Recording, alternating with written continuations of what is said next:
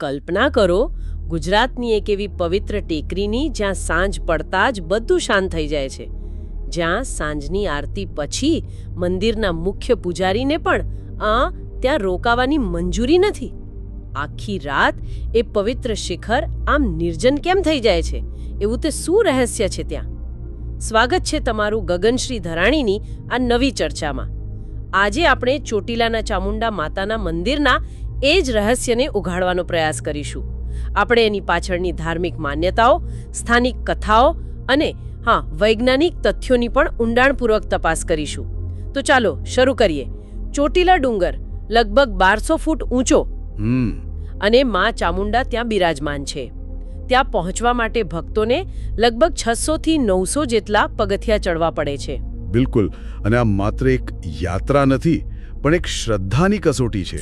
સાચી વાત. અને આ સ્થાન પાછળની જે પૌરાણિક કથા છે ને, એ પણ એટલી જ શક્તિશાળી છે. પુરાણો અનુસાર માતાજીનું આ સ્વરૂપ એટલે શક્તિ અને સંહારનું પ્રતીક. હા, તેમણે ચંડ અને મુંડ રાક્ષસોનો વધ કર્યો હતો. આ માટે આ ડુંગર પર નિવાસ કર્યો. અને અહીંથી જ આખા રહસ્યની શરૂઆત થાય છે, ખરું ને? એકદમ. અહીં એક અતૂટ નિયમ છે. સાંજની આરતી પછી કોઈ પણ વ્યક્તિ, પૂજારી સુદ્ધા ડુંગર પર રાત્રે રોકાઈ ન શકે. હા, આખો ડુંગર ખાલી કરી દેવામાં આવે છે. ફક્ત નવરાત્રીના 9 દિવસ, એ પણ ખાસ અનુષ્ઠાન માટે પૂજારી અને બીજા 4 લોકોને જ ત્યાં રહેવાની મંજૂરી હોય છે. બાકીના 356 દિવસ સૂર્યાસ્ત પછી ત્યાં કોઈ જ નહીં. પણ આવું કેમ? એની પાછળની મુખ્ય ધાર્મિક માન્યતા એ છે કે યુદ્ધના થાક પછી માં ચામુંડા આખી રાત અહીં આરામ કરે છે. ઓકે. અને તેમનું વાહન એટલે કે સિંહ એ આખી રાત મંદિર અને ડુંગરની રખેવાળી કરે છે.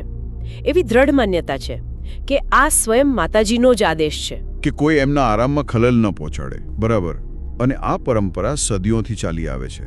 પણ વાત માત્ર માન્યતાની નથી, એક સ્થાનિક કથા પણ છે જે આ નિયમને વધુ ગંભીર બનાવે છે.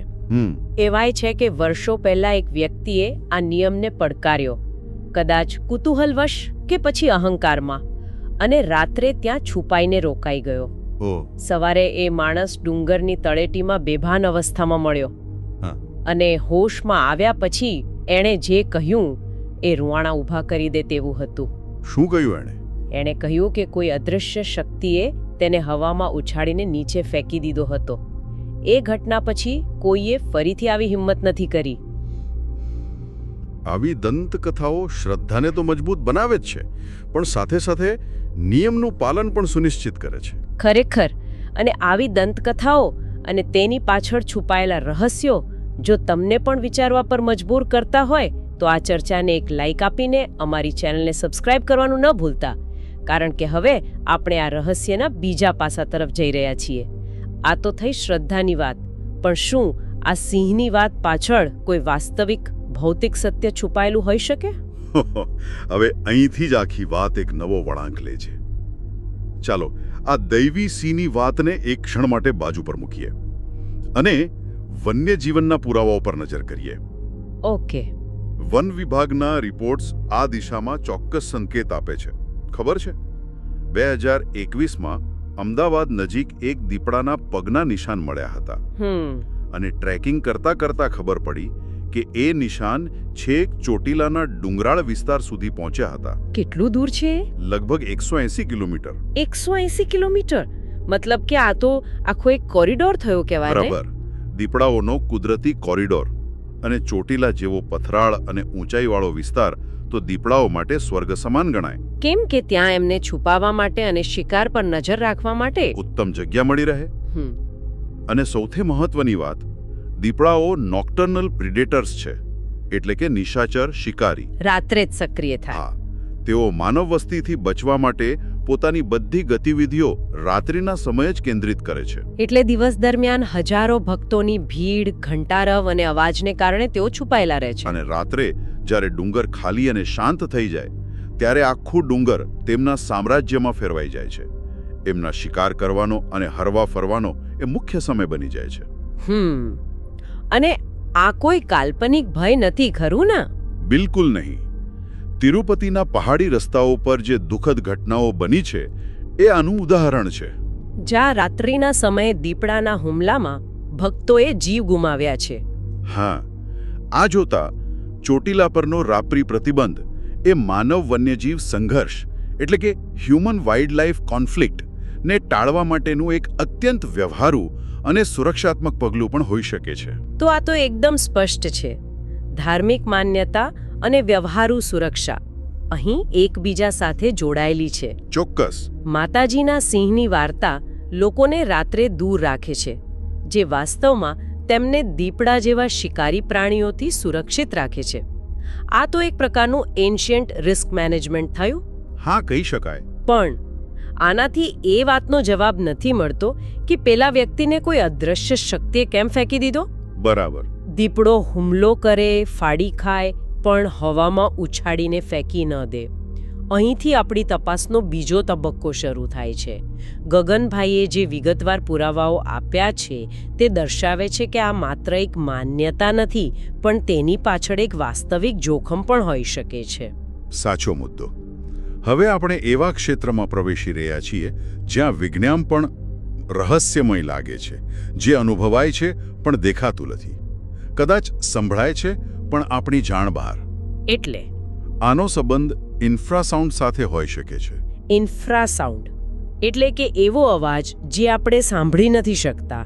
હા, 20 હર્ટ્ઝથી ઓછી આવૃત્તિનો ધ્વનિ. માનવ કાન તેને સાંભળી શકતા નથી, પણ આપણું શરીર, આપણા આંતરિક અંગો તેના કંપન અનુભવી શકે છે. જેમ કે કોઈ મોટા મ્યુઝિક સિસ્ટમનું બાસ આપણે છાતીમાં અનુભવીએ છીએ. બરાબર એ જ.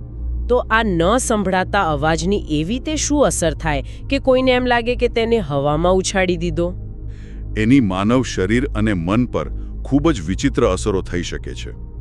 લાંબા સમય સુધી ઇન્ફ્રાસાઉન્ડના સંપર્કમાં રહેવાથી અતાર્કિક ભય, ગભરાટ, પેરાનોયા, ઉબકા અને શ્વાસ લેવામાં તકલીફ જેવી અસરો થઈ શકે છે.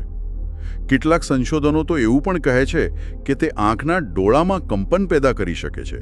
જેનાથી શું થાય?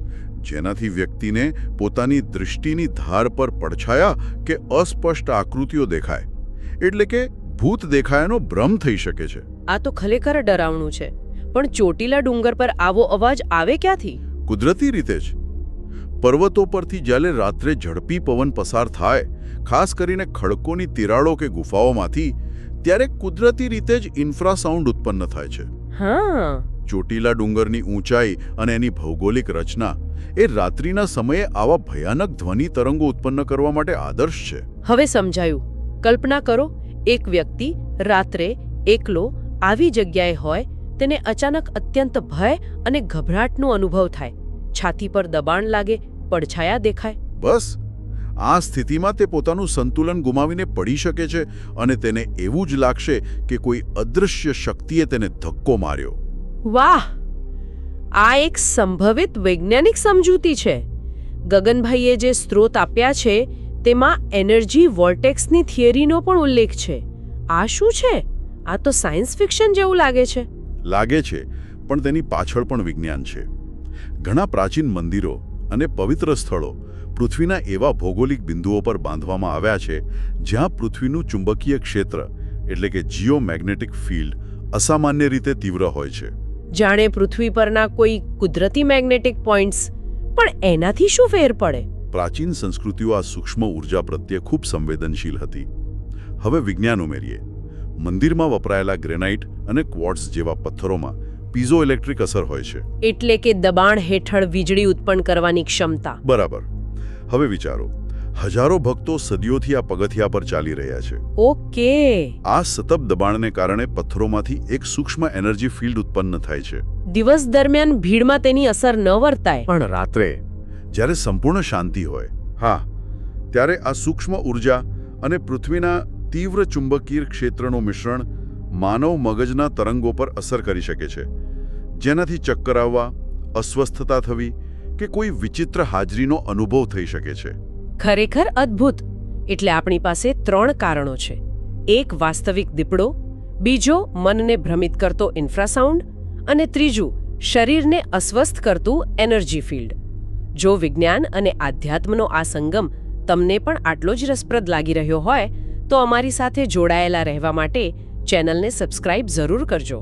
અને આ ત્રણેય પરિબળોનું મિશ્રણ કોઈ પણ વ્યક્તિ માટે રાત્રે એકલા રહેવા માટે અત્યંત જોખમી વાતાવરણ બનાવે છે. તો ચોટીલા જેવી બીજી કોઈ જગ્યા છે જ્યાં આવા નિયમો હોય? ચોક્કસ. વૃંદાવનનું નિધિવન આનું શ્રેષ્ઠ ઉદાહરણ છે. હા, ત્યાં એવી માન્યતા છે કે રાત્રે શ્રી કૃષ્ણ અને રાધા રાસલીલા કરે છે. અને ત્યાં પણ સૂર્યાસ્ત પછી કોઈને રોકવાની મંજૂરી નથી. જે કોઈ છુપાઈને જોવાનો પ્રયાસ કરે છે તે કાં તો આંધળું, બહેરું કે માનસિક રીતે અસ્થિર થઈ જાય છે. આવી બધી જગ્યાઓને હાઈ એનર્જી સેન્ટર્સ કહે છે, નહીં? બરાબર. તો એવું કહી શકાય કે ચોટીલા પરનો પ્રતિબંધ કોઈ એક કારણ પર આધારિત નથી. ના, તે એક હાઇબ્રિડ મોડેલ જેવું છે જ્યાં અનેક પરિબળો એક સાથે કામ કરે છે. ધાર્મિક માન્યતા એટલે કે માતાજીનો આરામ અને સિંહની રખેવાળી એ લોકોને નિયમનું પાલન કરવા માટે એક મજબૂત આધ્યાત્મિક કારણ આપે છે. અને બીજી તરફ વૈજ્ઞાનિક કારણો તેને તાર્કિક સમર્થન આપે છે. વન્યજીવોથી શારીરિક સુરક્ષા, ઇન્ફ્રાસાઉન્ડથી મનોવૈજ્ઞાનિક સુરક્ષા અને જીઓમેગ્નેટિક ફિલ્ડથી થતી અસરોથી બચાવ. આ બધું મળીને એ જ નિષ્કર્ષ પર આવે છે કે રાત્રે ડુંગર પર રોકાવું સલામત નથી. પરંપરાએ આ વૈજ્ઞાનિક સત્યને એક ધાર્મિક કથાનું સુંદર અને સરળ સ્વરૂપ આપ્યું છે, જેથી દરેક વ્યક્તિ સહેલાઈથી સમજી શકે અને પાડી શકે. ગગનભાઈએ આપેલા તારણ પરથી જો વિચારીએ તો આ પરંપરા એ ફક્ત અંધશ્રદ્ધા નથી, પણ હજારો વર્ષોના અનુભવ અને અવલોકનનું પરિણામ છે. બિલકુલ. આપણા પૂર્વજો કદાચ વિજ્ઞાનને આજના જેવા શબ્દોમાં નહોતા સમજતા, પણ તેમની સમજ ઊંડી હતી. તેમની પાસે અવલોકન અને અનુભવથી મળેલું જ્ઞાન હતું. આપણે આ ચર્ચાની શરૂઆત એક દૈવી સિંહની દંતકથાથી કરી હતી અને દીપડા, અદૃશ્ય ધ્વનિ તરંગો અને પૃથ્વીના ચુંબકીય ક્ષેત્રો સુધી પહોંચ્યા. આ બતાવે છે કે સત્ય કોઈ એક જવાબમાં નથી, પણ આ બધા પરિબળોના સંગમમાં છુપાયેલું છે. આ વિશ્લેષણ વિશે તમારા શું વિચારો છે એ અમને કોમેન્ટમાં જણાવજો. અને જો આવી ઊંડાણપૂર્વકની ચર્ચાઓ ગમતી હોય તો અમારી ચેનલને સબસ્ક્રાઇબ કરવાનું ભૂલતા નહીં. એકદમ સાચું. સિંહની દંતકથા એક શક્તિશાળી આધ્યાત્મિક કારણ પૂરું પાડે છે, જ્યારે વૈજ્ઞાનિક તથ્યો તે નિયમને વ્યવહારુ અને તાર્કિક સમર્થન આપે છે. શ્રદ્ધા અને તર્ક અહીં એકબીજાના વિરોધી નથી, પણ એક જ સત્યને સમજાવવાના બે અલગ અલગ રસ્તા છે. ગગનભાઈએ જે રીતે આ વિષયના અલગ અલગ પાસાઓને આવરી લેતા સ્ત્રોત ભેગા કર્યા છે તે દર્શાવે છે કે દરેક માન્યતાના મૂળમાં ઊંડાણપૂર્વક જોવામાં આવે તો કોઈક તર્ક છુપાયેલો હોઈ શકે છે. અને કદાચ એ તર્કને સમજવો એ જ જ્ઞાનની સાચી યાત્રા છે. અંતે આ આપણને એવા સ્થળો વિશે વિચારવા મજબૂર કરે છે જ્યાં આપણી ઇન્દ્રિયો આપણને જે કહે છે તેના કરતાં ઘણું બધું બની રહ્યું હોય છે. સવાલ એ છે કે શું આધુનિક વિજ્ઞાન પ્રાચીન શ્રદ્ધાના રહસ્યોને સંપૂર્ણપણે સમજાવી રહ્યું છે કે પછી ફક્ત તેની સપાટીને સ્પર્શી રહ્યું છે? ગગન શિદરાણીની આ નવી ચર્ચા સાંભળવા બદલ આપ સૌનો ખૂબ ખૂબ આભાર.